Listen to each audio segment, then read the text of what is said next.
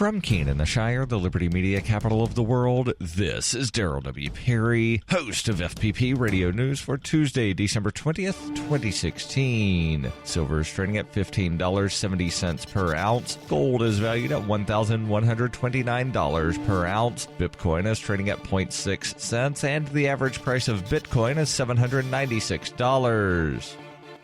Antiwar.com reports fighting in the area northwest of Raqqa, the capital city of the Islamic State, has resulted in the Kurdish YPG seizing at least 5 villages over the past day, a significant new gain of territory on what they say is a multi-stage plan to surround the city. YPG forces with U.S. troops embedded control a ring of territory north of Raqqa and are now focusing on the west and northwest. Surrounding either the east of the city or the south and southwest could be much more complicated as it is further from Kurdish supply lines. The Syrian Observatory for Human Rights confirmed that 5 villages were seized and reported 3 Kurdish fighters were killed in the offensive. It's unclear from the reports if there were casualties on the side of the Islamic State or indeed how much fighting actually took place. Though the YPG is carrying out this operation under the auspices of the Syrian Democratic Forces, in practice only YPG forces are participating as the smaller Arab factions based in Raqqa that were to take part have since withdrawn, complaining the Kurds were controlling too much of the operation themselves.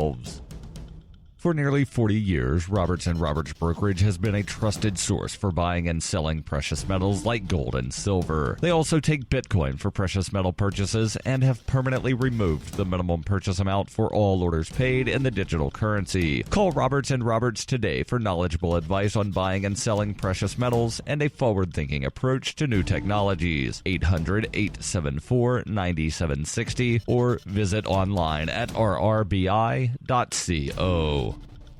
Reason reports the Electoral College voted on Monday, bringing the weirdest election in generations to a suitably strange end. The final tally, 304 votes for Donald Trump, 227 for Hillary Clinton, 3 for Colin Powell, and 1 each for Ron Paul, Bernie Sanders, John Kasich, and Native American activist Faith Spotted Eagle. 2 Republican electors in Texas broke with the pack, 1 voting for Kasich and 1 for Paul. 4 Democratic electors in Washington State and 1 in Hawaii voted for someone other than Hillary Clinton, with the Hawaii elector voting for Bernie Sanders. Clinton would have had an even lower total if 3 states had not reeled in their rebel electors. A Democratic elector in Maine initially voted for Sanders, but his ballot was ruled improper, so he changed his vote. An elector in Minnesota tried to vote for Sanders as well, but the authorities replaced him with a pro-Clinton alternate. And a Colorado elector tried to vote for John Kasich, but he was bumped by an alternate as well. In Texas, meanwhile, 1 elector resigned rather than vote for Trump.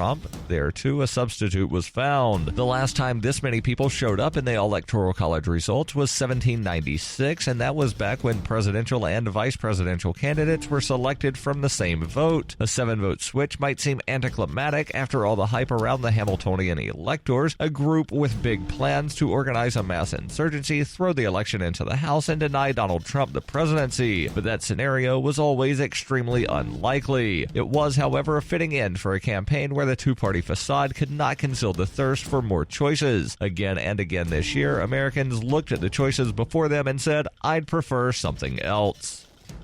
You can support FPP Radio by shopping online. Whether you're looking for precious metals or books, you'll find that and more at shop.fppradio.com. Every purchase you make from one of my affiliates at shop.fppradio.com helps fund FPP Radio. That's shop.fppradio.com. Reuters reports a North Carolina law limiting bathroom access for transgender individuals could be repealed this week after months of protest and economic boycotts over legislation decried as discriminatory. In a surprise development, outgoing Republican Governor Pat McCrory called the state legislature to convene on Wednesday to reconsider the law adopted in March, barring transgender individuals from using government-run restrooms that match their gender identity. The North Carolina law, the first of its kind, catapulted the state to the forefront of the U.S. culture war over LGBT rights. It has been blamed for hundreds of millions of dollars in economic losses and the relocation of major sporting events. Governor-elect Roy Cooper, a Democrat, said he had assurances from Republican legislative leaders on the special session to repeal HB 2. Last week, the Republican-dominated legislature passed measures to curtail the executive authority of the incoming Democratic governor. This has been FPP Radio News, online at fppradio.com.